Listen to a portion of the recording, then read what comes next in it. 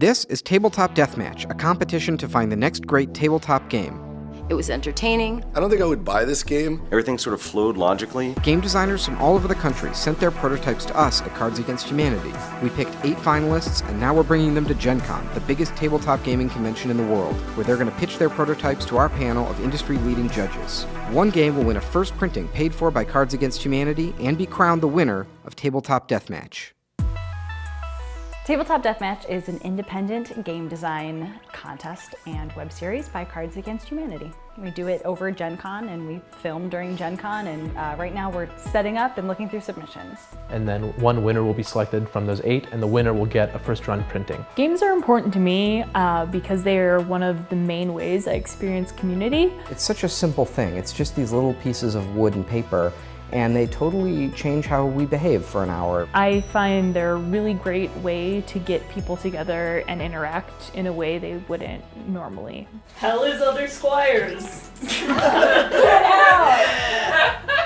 Smug, toadying twins always throwing shade.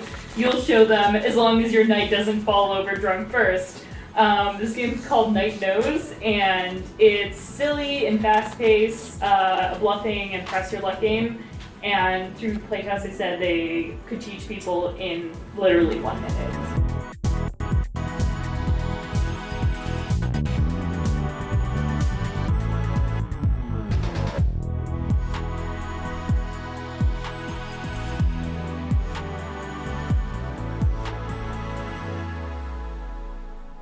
I'm Pete. And I'm Jasmine.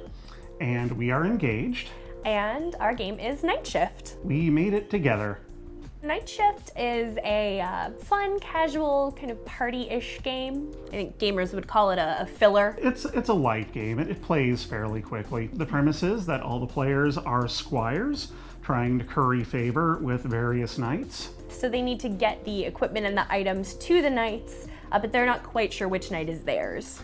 Yeah, and knights are also very picky. Some knights really want swords, other knights will be very upset with you if you give them a sword and you may be beaten. The fun part of the game comes from the fact that you don't know what other players have given the knights. So if Jasmine is taking an interest in one of the knights and giving him equipment, is that because she wants to claim him later and get him and all his stuff? Or is she loading him up with schmuck bait in the hopes that I'm going to think she wants him and will claim him for my own? So there's a lot of bluffing. There's a little bit of press your luck. You know, am I going to get it this round, or am I going to wait a round and then hope I can still get it next round? And just a smidge of set collection. And yeah, a lot of fun tension at the table, particularly when some rat bastard takes the knight you were setting up with all the good stuff. Who you're playing with is just as important as kind of the game mechanics itself. Yeah, Jasmine knows my inclination is to prep one of the knights for the card